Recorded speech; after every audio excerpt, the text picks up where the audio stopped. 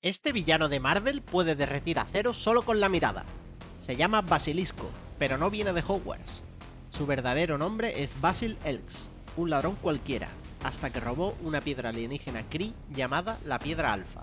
La cosa explotó y ¡boom! Se convirtió en un monstruo verde con ojos láser que disparan microondas.